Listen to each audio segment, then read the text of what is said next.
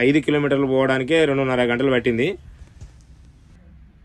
ఒక్కొక్క రోజు అయితే 5-10 గంటలు కూడా పడుతుంది. ఇక చూస్తున్నారు కదా, మొత్తం మీద అయితే పార్కింగ్లోకి వచ్చిన నైట్ 11 అవుతుంది. మొత్తం మీద దుమ్ము, ఈ దుమ్ములో ఆ పార్కింగ్లో అసలు ఏం అవపడదు. మొత్తం ఇక అసలు ఆ పార్కింగ్లో ఏ పార్కింగ్లో పెడుతున్నాం కూడా అర్థం కాదు. సరే, ఇక్కడ నుంచి అయితే మనం త్రివేణి సంఘం ఘాటుకు స్థానానికి అయితే వెళ్ళాలి. ఇక మొత్తం నైట్ మళ్ళీ డే టైంలో బాగా పబ్లిక్ ఎక్కువ ఉంటారని ఇప్పుడే బయలుదేరినాం. సంఘంలో చూస్తున్నారు కదా మొత్తం కుల్లాగా ఎట్లా ఉందో. ఈరోజు అయితే ఎవ్వరు లేరు. తెల్లారితే 3 తారీఖు.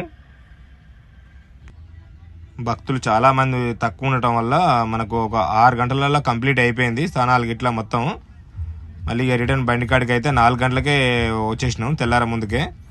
ఇంకా అక్కడి నుంచి మళ్ళీ కాశీకి వెళ్ళాలంటే ఇంతకుముందు డైరెక్ట్ వెళ్ళేది. ఇప్పుడైతే కొంచెం మళ్ళీ మిర్జాపూర్కి వెళ్ళి తిప్పుతుర్రు. అట్లా తిరిగిపోతే మనకు